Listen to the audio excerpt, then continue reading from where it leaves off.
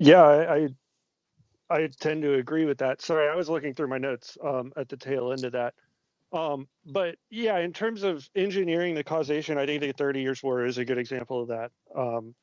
Well, yeah, Of yeah. an older, yeah, No, that's what I was getting at earlier. The 30 Years War is when that externalization going back then from the system that I'd argue was worked out behind partly in the open, but I think they had a system for world conquest that they planned out around the late 1400s that started becoming codified during the Enlightenment. Because look, like, so this might go over some people's heads, but a lot of people say, "Hey, why don't you care about politics? You know, politics, that's where your decisions made." I'm like, well, politics are actually downstream from philosophy, and a lot of these kind of philosophies that become mainstream and sweep away from the public and sweep away the public. These aren't organic occurrences. These are, in a sense, military grade. This is in a sense military grade technology for social engineering conquest. yeah, 100%. And I mean, you really get to see that in the 20th century with the advent of the Treaty of Versailles and the League of Nations as like an early attempt at um, creating a governing body um, that's actually acting this out. And I think I got to give Alice Bailey some credit here that um, her concept of the ashrams and the leaders of this is really apt because essentially if you were to look at today in 2025 of like who are the ashrams that we can visibly pick out that are like not esoteric, right? So I'm not going to count the military orders or the Freemasons as an ashram, but you would say it's your usual culprits of CFR, um, Chatham House, IMF, and the UN, right? And all the NGOs, All yeah. and all, but all of that is actually downstream of 1945. Actually, Israel goes in there too because they're created at this in the same year that all of these others were Well, created for the same purpose. Israel was run by like an Israeli Council on Foreign Relations, essentially, which like Yeah, yeah, yeah. Still takes its orders from like MI6 and some mafia figures. Yeah. yeah. So all of that is a Balian ashram. They are individual masters, and out of that is where you really develop a priest class. Like this is your class of priests. These are the people that are setting up the framework that governments, material governments, later turn into policy. Yes. Right. So then that's how the downstream flow of this actually ends up working. Yes. I absolutely agree with that. And I'd also point out that when this stuff starts becoming so mainstream and so accepted and in your face, like just complete corporate racketeering through something like ESG, like like it's things like environmental social governance scores. It's a bunch of corporate hogwash that's not even enforced consistently. It's pretty much just a penalty system for a complete controlled demolition on the economy and on the middle class. It's like once things like that start becoming normalized, and once collective wealth starts being eroded, except for people at top, I'd say what's going on here is the externalization's function is to also insulate the shot callers from any accountability, because it's like if you have the kind of liberal capitalist framework being legally implemented that they gave us concessions for with maybe the American Revolution, for instance, there's still possible channels out there for these people to face accountability. So I'd say a lot of this also ends up having to do with eliminating loose ends. Yeah. I mean, and there's definitely loose ends from World War II that we're still seeing the ramifications of. I mean, the U.S. government is filled with Trotskyites and Nazis. So it baffles the mind sometimes. But Well, I'd say it's by design, but yeah, what's interesting? What's interesting with Alice Bailey, the timetable you gave from there, 1945 to 2025.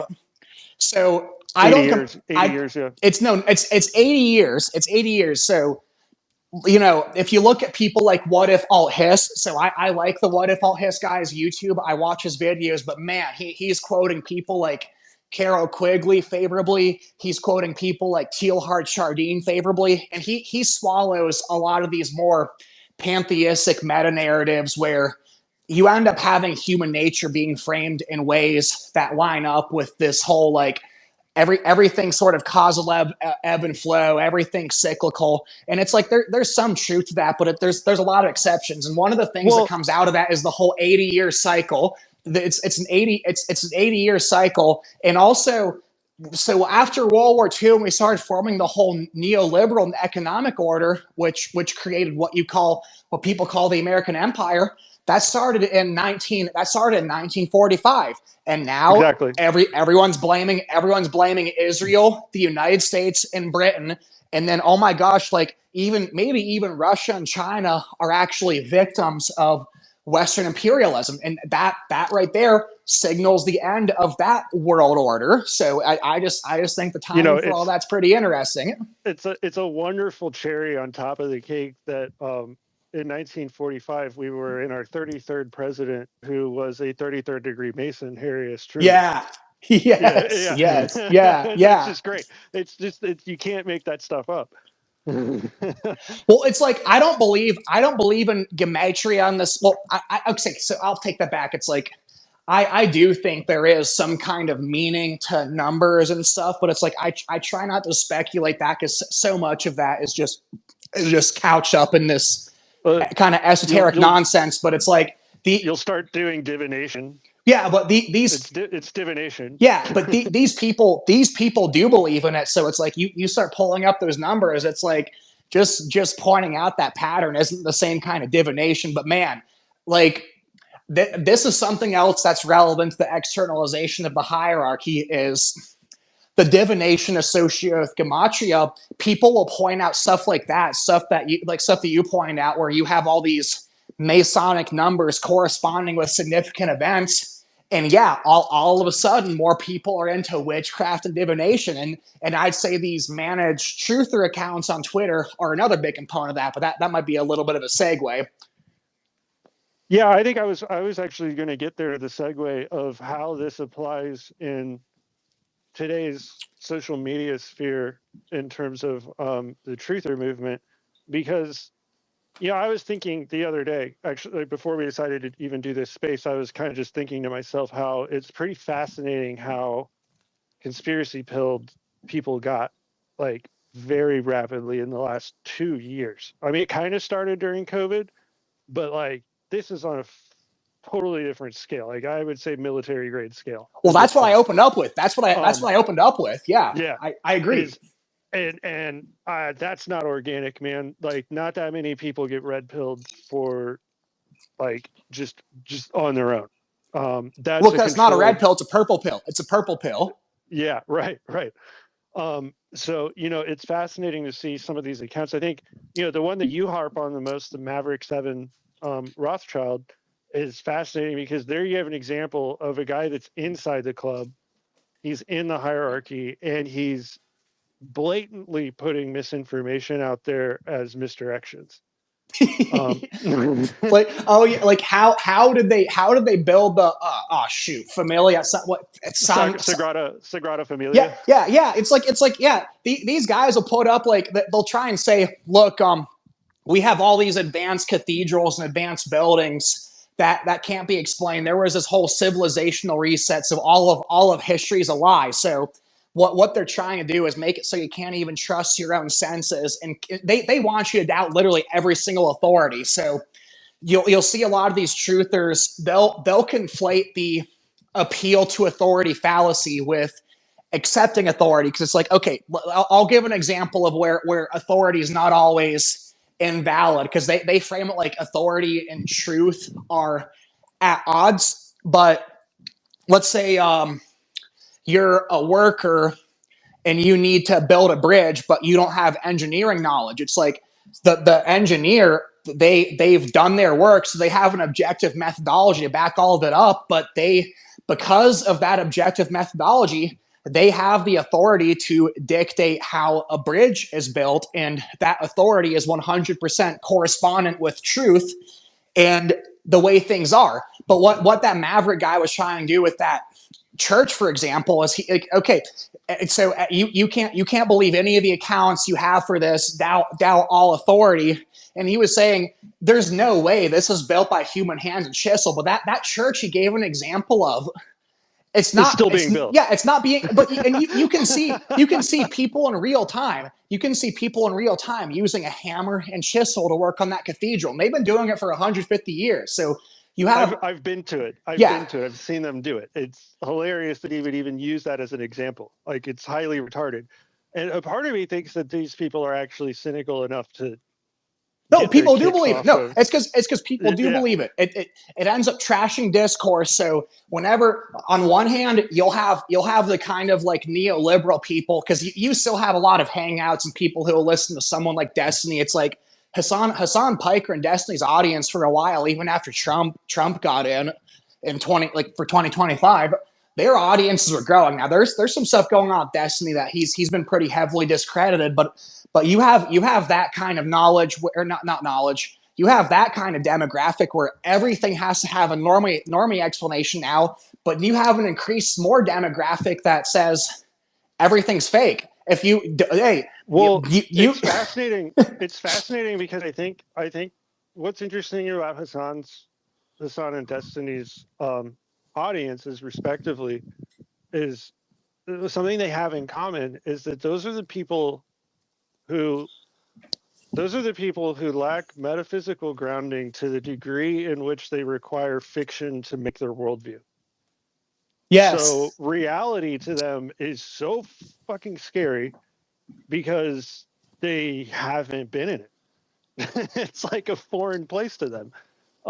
And so those are the people that are susceptible to this, because if you dose them with reality and then throw in a little half truth like Tartaria, it's going to completely nuke their brains. Like I said, it'll open up the floodgates for anti-intellectual thought that will then, like you said, necessitate an authoritative approach to managing the discourse.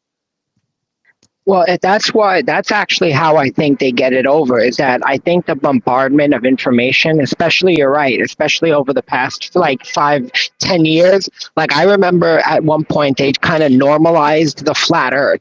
I remember like there was a point where, you would get insulted by being called a flat earther. And then all of a sudden you had like Witsit going on CNN, and, it was pretty much normalized. And then after that, it just kind of gradually, went more and more deep. And now, to be honest with you, even like when you look at this whole Charlie Kirk thing, and they're showing like, oh, there was a movie in 1998 with Charlie Kirkland. It's almost like, that's why I wonder if it's like they're doing this, like this is all scripted, and people are acting like it's so much information that people just don't know what to do, that it just kind of shuts them down. Like, they just kind of get, oh my God, all this information, but they just don't know how to process it. I think that's one of the most dangerous aspects of the mechanisms that's behind prospective control, is that you have an event like the Kirk assassination, and then you have a legitimate coincidence from 1998, Snake Eyes,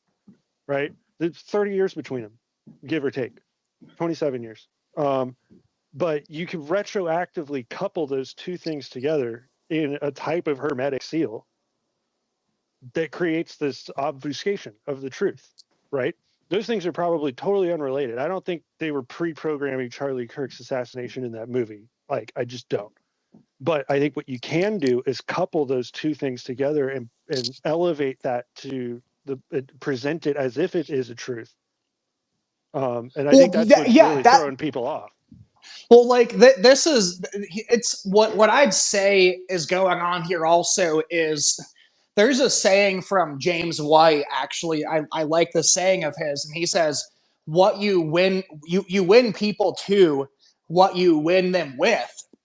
And what they're doing is they're throwing a fire hose of, oh my gosh, in 30 years before there was this guy that sounds similar to Charlie Kirk, and later on it's Charlie Kirk was killed. So you pull all these parallels and all these similarities, and then people start jumping to conclusions. And what you end up creating is you end up creating a bunch of people who can be programmed to believe pretty much anything right on the spot. But also, I want to piggyback on something Danny said. So you said over the past 10 and 20 years, 5 to 10 years, you've been noticing this stuff. Like there's more discussions about flat Earth, more discussions about Tataria, like all this kind of truther stuff. What I'd actually say is I think it definitely goes back before 2020, because obviously this stuff came out with the internet and social media, which made people more connected, made information more easier to transfer. But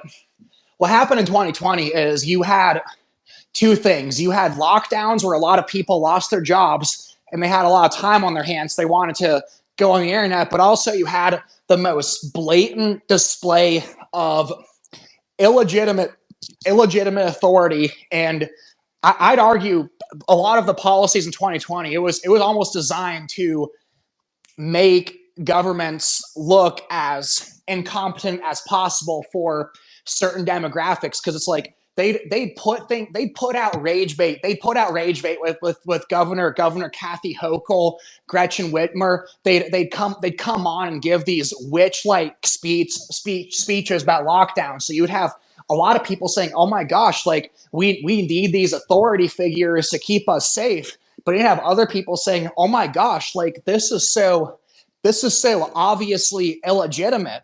So you have these managed truther accounts and these influencers prepared right on cue to be able to snatch up more of these demographics of people that are being disillusioned and disenfranchising. So it's like they're taking the disillusionment and disenfranchisement that comes from legitimate concerns and inverting it into this hyper skepticism. By the way, hyper skepticism doesn't leave you with any reference point. So they end up actually appealing to authority too. So the people who say everything's fake, who fall along those lines, they end up having to defer to someone to be able to spell things out for them. It's just what they do is they end up going with whatever story sounds best to them. But then you have other people who are attached to all these institutions and rely on, oh, who's telling the truth? Well, who has the biggest guns? Who has the most institutions? People like Destiny. And that's actually created a new kind of dialectic, because you didn't used to have this dialectic in society of who are the conspiracy truthers and who are the normies. Like that didn't exist back in 2015. No, it didn't, and I think part of that got accelerated by the Wall Street protests. I think like Obama in 2012 really like kicked this shit off, like really amped it up, man. All the Occupy Wall Street stuff was kind of the catalyst for this. Well, But it's incredible how much it became like institutionalized. I mean, like there was like my cousins were Occupy Wall Street, and years later they became, the pro-mask, pro-vax. I mean, it became like such an incredible switch from anti-authoritarianism to bring on the authoritarianism. It was fascinating. I mean, I would have been, I think it was either my sophomore, I can't remember if it was my sophomore junior year, but I was at Juilliard in New York studying, and I was doing all of my liberal arts at Columbia University. And it was like a switch got turned on with the professors. Like it was unbelievable. It was like you went to class one day, it was totally normal. You went the next day and it was woke city. Like it was so obviously an op. And for the most part, my peers in my classes were completely caught off guard by it. Like they didn't even have the tools. I didn't even have the tools to understand what the hell was going on. But you could see the shift happen. Like that year was when all the Kant, all the Marx got rolled out in the curriculum. Like they were readjusting curriculum in real time to adhere to Occupy Wall Street. Oh, so I just light on some more, guys. So Yeah, that's cool. just you guys weren't here in the beginning. I was saying that I was hesitant to add more people on because last time the conversations got a little bit derailed. People arguing about like, is it Jesuits or Jews, when that's not what this stream was intended to be about. So I just request that we keep this on the subject of externalization and also just means of social engineering that relate to it. And another thing I think is interesting is how Kant and Marx are being pushed even more as the hierarchy is being ready to Yeah, externalize. And by the way, I just want to, you're about to say something, I just want to point this out. So there was a phase between the Bavarian Illuminati, which coined communism, through Recif, and Recif actually coined communism in a novella that was full of like foot fetish porn, and he had this little neat little allegory. That's where he coined communism. But it was about collective sharing, and he was one of the original Illuminati members. But that was in 1768, before the Illuminati came out. So then a phase between that, and this would be around the time Kant was writing with the Carbonari. Well, the Carbonari came a little bit after Kant, but the Carbonari is what ended up producing Young Europe, which Marx was a part of. So that's their transition period. But their favorite and most revered philosopher actually was Immanuel Kant, and you can argue the whole 1800s leading up to the Victorian era was another instance of externalization for a whole nother reason that we probably don't have enough time to get into it with just how much data points are coming up. But yeah, like Kant, I keep saying Kant is probably the most important one, and that's Immanuel Kant for understanding the ruling class's methodology. I was in college. I was in college back in 2007 to about 2012, and then I went back to college about a year ago. And because I study English because I'm a writer, so it was incredible that everything in a poetry class, it was all about pushing classism, pushing Marxism, and it was very fascinating because it was not like this. I was not expecting this because when I went to college, it wasn't about trying to like convince me of something. And what it really does is it forces you into a position where even if you want to call out and be like, this is all nonsense, you end up stuck in a corner because everybody else is going to play along. And I thought that was very fascinating because it really showed me in real time how these colleges are like producing these kids to be incredibly nihilistic and just so it used to be tolerant. It used to be like, you just tolerate, just got to get along with.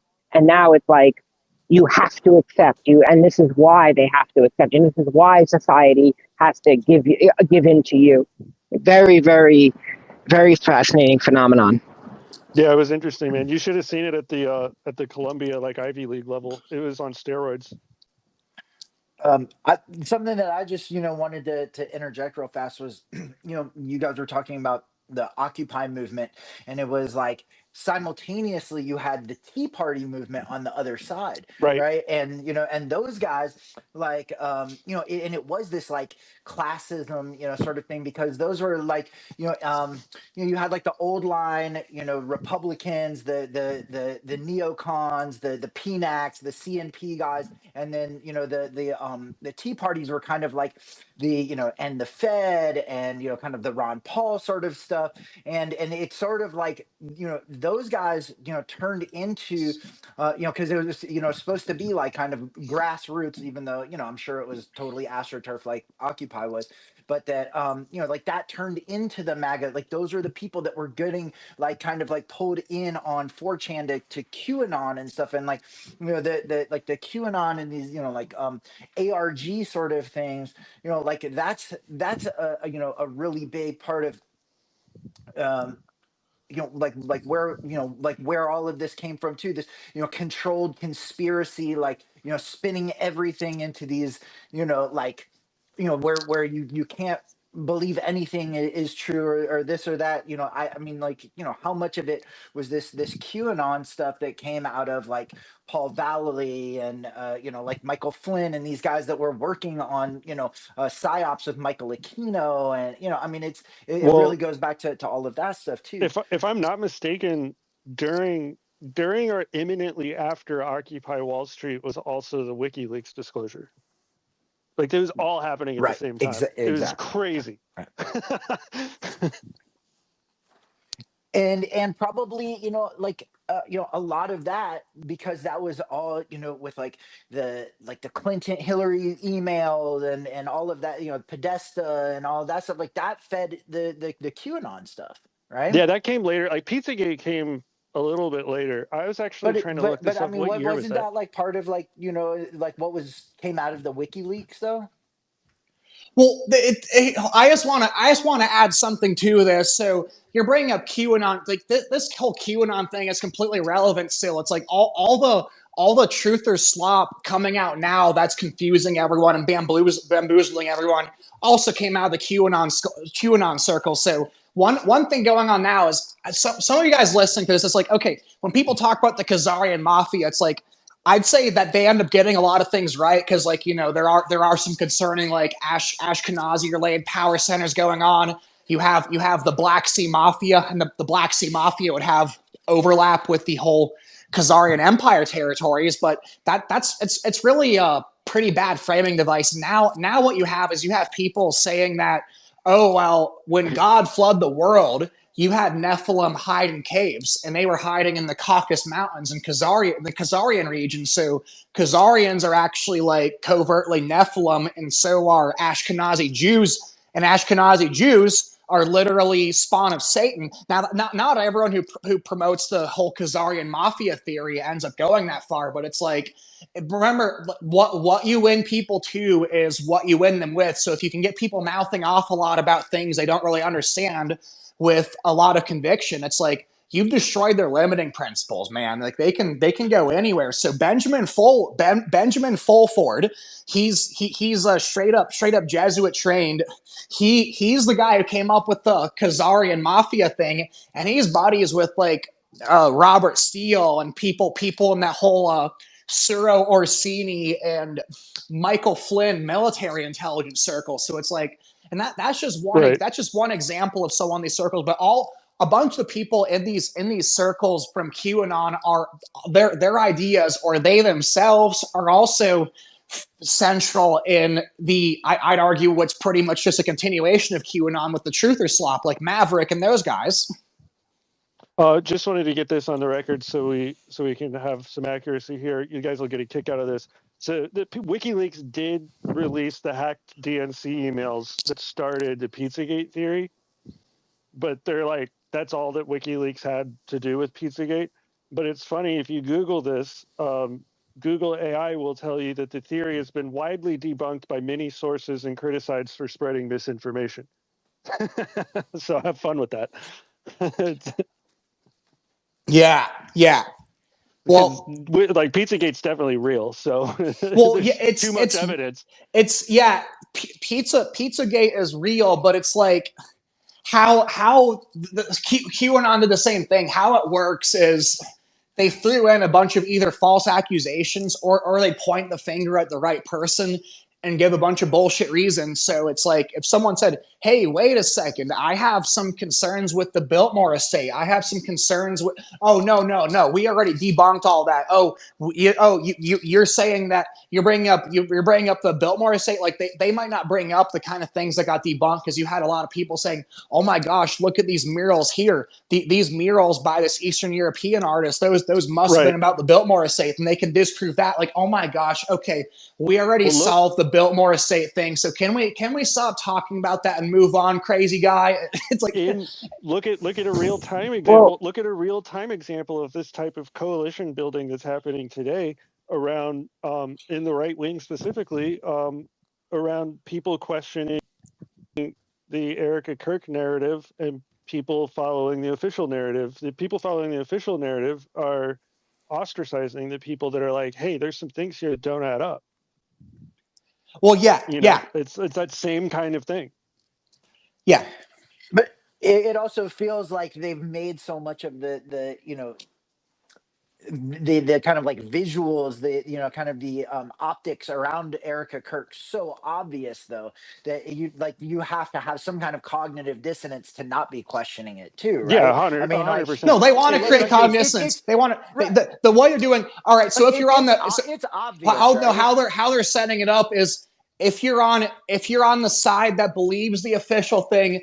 All right, we have all these contingencies in place. If you buy this, if you buy this kind of prospect that our plants are going to float, you're going to have cognitive dissonance over here. But if you go on the other side, they Right. want to make us have cognitive dissonance there. Like the cognitive dissonance is the main tool in the toolkit for trauma-induced mind control, because cognitive dissonance in itself is traumatic.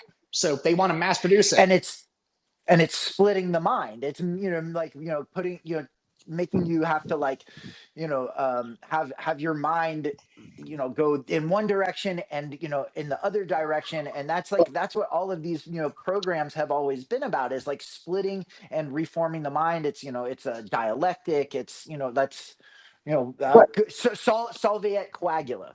Yeah. and you know what's fascinating too, also about a lot of the truther accounts in terms of how it works. It's like a lot of them, they post the same information over and over again, like on a loop, and then they'll be like, "How can people not know this? Can you imagine people don't know about this? Like people don't know this. Have you? And it's like it's actually it's a intellectual circle jerk, because they just kind of like bring up the same points one after the other, almost like it's just a reminder, and then they act like, "Wow, this is profound information that we got right off Wikipedia," or that we just, that's clear as day, and that's what's so crazy, that people see this profound. Oh my God, look at this! They're giving us all this info that they're not putting on mainstream media, but everything's on mainstream media. I mean, the internet is mainstream media. I mean, Twitter is mainstream media. They'll say like, Is it? no, they have people convinced that they have insider information that is literally being just given to them, fed to them. Hey, Like even a lot of people. just going back, that goes back to Alice Bailey and her initial externalization in 2025, starting with radio and TV. Well, okay, let me go back to this also. let me go back to this also. So I've posted books from, not books, I posted screenshots from Alice Bailey's book, Education and the New Age, which so this witch UNESCO picked this up. The UNESCO picked up an occult New Age book and made it their fucking blueprint. I'm sorry, I try not to say the F word, but it's so ridiculous. So this book that's used by UNESCO to implement social emotional learning. So occultism, you can prove it. Go to Education New Age by Alice Bailey. Look up the PDF for it. Straight up used for social emotional learning, bankrolled by the Fetzer Institute. From, by the way, you had John Fetzer. John Fetzer actually was a theosophist, a big admirer of Alice Bailey. He owned the Chicago Cubs and stuff. This guy, he claimed to be able to channel Michael the Archangel, and he also claimed to be the reincarnation of both the Apostle Paul and Isaac Newton. So of course he's the reincarnation of really big, important people. But yeah, that's who's behind this stuff. A bunch of occult crackpots. So in this book, Education New Age, it gets into hey, you need to like tap into your seven rays. It straight up gets into the seven rays stuff and talks about how they want to bifurcate students into mystic or occult. So that's what they're doing to children. But it also talks about how, hey, we're going to do some exercises that create cognitive dissonance, but we're going to come in and also give solutions to manage cognitive dissonance as we create the cognitive dissonance. So that's another thing that's literally baked into the system, going like straight up going back to Alice Bailey on the face of it. Yeah. And I mean, look, there's cognitive dissonance going on right now with the Israel stuff. You can already see it now that Netanyahu's glad that TikTok's coming under Israeli control.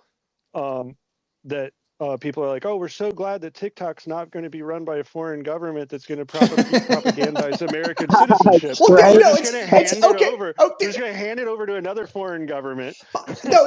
So another thing though is like, you're still going to have all those, because like China owns like 30 to 50% of Israelis' big tech. So it's like, Yeah, it's ridiculous. It's still going to be It's like China. the biggest choke. And regardless, really... everything, all of Israeli technology is going to have American. It's going to have American hands and American money in it, because that's what the $6 billion a year goes to. It's a money laundering operation.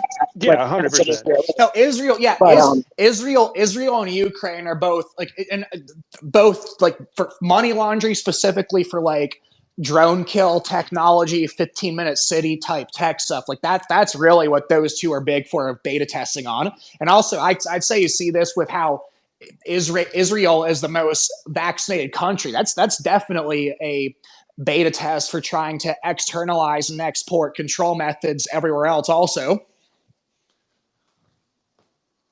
Yeah, I they mean, were forced. It wasn't even voluntary. It wasn't like they were forced to take it. Like they could not. They had no choice but to take all 5, and that was mandatory. Yep. Yeah, it's interesting. I'm always fascinated by the argument that Israel is a part of the West, because that's a great example of de facto and de jure.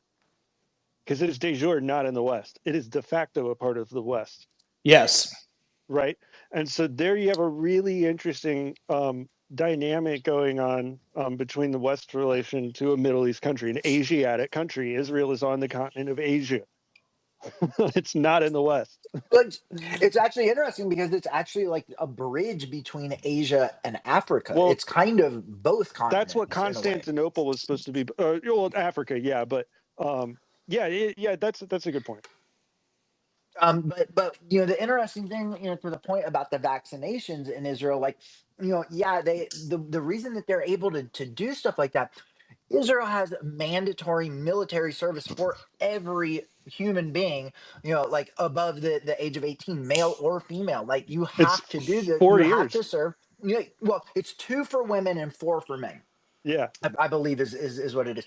But in any event, like you have to serve. That's your like like constitutionally, like you have to do that as a citizen. You have to get vaccinated. You have like you can't avoid it. Like and that's the thing that people don't really understand about like Israeli society and how how they're able to like manufacture that degree of consent Yes. is like is that they've all been trained in a military setting that was mandatory from birth. Well, yeah, and Yeah, this also makes sense. Like, in why are terms there? of Sorry. Well, I just want to say, sorry, in terms of in terms of manufacturing consent, these are also the people that gave you Babylonian pharmakia, so they've got it down. Yes, no, I want to say yes, but why do we have so many Israelis in pharmacy? Why do we have so many Israelis in media? Because Israel is the beta test for the things they're exporting over here. I'd say it's a big reason for it. I mean, the entire country is controlled in both directions. It's controlled to the left, it's controlled to the right, it's controlled to the middle. I mean, but it's all based around the military, so they can maintain that. Okay, well, we still got to protect. Okay, there's still yes. No, I just want to say this. So if you want to look at if you want to look at a country, if you want to look between like, oh, who's running things? Is it the mafia? Is it foreign intelligence? Is it communists? Is it East? Is it West? Israel is a perfect example of once you get into the upper level, you have all of it. It's like you have a good bit of China and its tech sector. You have actually KGB and these Russian, Ukrainian, Ashkenazi Jews are actually pretty high up in overseeing Israel, and that goes into Black Sea Mafia logistics. But actually, when it comes to the logistics of Israel, a lot of it's overseen by the Corsican Mafia, and it's interesting because modern Zionism was actually codified and thought up of in Corsica, where Napoleon Bonaparte actually came from. And you also have a good bit of MI6. It's like obviously Israel became a country from the Balfour Declaration, and the British infrastructure is like, oh hey, these Jews helped us in World War I, so hey, we're gonna send them over here. But then also you got Nazis. It's like Hitler conquered the whole Levant region, and you had Nazi intelligence straight up build up the infrastructure for Mossad as well. And also, Corsican Mafia is pretty big in overseeing the logistics. It's like Israel's one of the big producers and exporters and shufflers of MDMA and some of these other like mind control drugs, right? The Corsican Mafia is big on that. That goes over to the whole Le Cercle. By the way, Le Cercle, it's very highly secretive, and you have more people than French people just running it. But man, like the Corsican Mafia and Le Cercle are examples of why people shouldn't underestimate French intelligence. And you've got so many people with their hands in managing Israel itself, like de facto wise. It's like it's freaking crazy. But and then what's interesting though is you have all these factions involved. That means you're going to have different methodologies for social control and also logistical control. Because it's like when it comes to social engineering, you're obviously going to have ritual abuse. You're obviously going to have child victims. You're obviously going to have blood trafficking, things like that. So you have all these factions in Israel beta testing these things. So then you have all the factions that are relevant there doing the same things here. It's like you have China, you have Russian mafia, Black Sea mafia channels, Corsican mafia, but also quite a bit of Israelis. But they're using a bunch of kind of divide and conquer pharmaceutical metrics. Yeah, especially pharmaceuticals. I mean, if you want to, this also goes into trauma-induced mind control because drugs are a big part of it. And if you want to traumatize a population really fast, drugs are a good way to do it. It's like Israel. There's a lot I'm getting into. I'm just going to say they have look into their psychiatry. I'm just going to finish. I'm just going to wrap this up. Chad Bad, which is heavily linked to Israel Mossad. They are very big in psychiatry in the United States also. So I'm just saying it's all de facto related and being exported and beta tested in Israel, a good bit of it. Well, in terms of from Israel's perspective of statecraft and social engineering, they would have to rely on pharmaceutical grade social engineering because there's so much violence happening there on a day-to-day basis for the last 80 years that people have become completely conditionalized to it. So like they're used to shit getting blown up and people dying. So that's not going to radicalize or traumatize anyone over there. So they need some kind of synthetic pharmaceutical route in order to manifest social engineering. I mean, it's out of necessity for them, you know. I think the Scandinavians also are really big on like psychiatric drugs and psychiatric pharmaceuticals. Yeah, yes. I think they're the biggest manufacturers of it. And they're also, it's interesting that they call them the happiest So it's Belgium. place in the world. Belgium's number one. Like Belgium. It's Belgium that's number one. Really? But you know, to your point about MDMA, you know, there's you know the networks that are working to like get it legitimized and legalized right now, like Peter Thiel, MAPS, the multidisciplinary association for psychedelic studies, right? You guys know MAPS? Very familiar. I've done some work with them actually. Well, you know, so Rick Doblin, you know, like who went to the Kennedy School of Government at Harvard, and you know was like definitely connected with these like Epstein networks. You know, he was he's the head of MAPS, and they're like spinning off MAPS into a private company called Lycos and Lycos Biopharma, and they're doing like clinical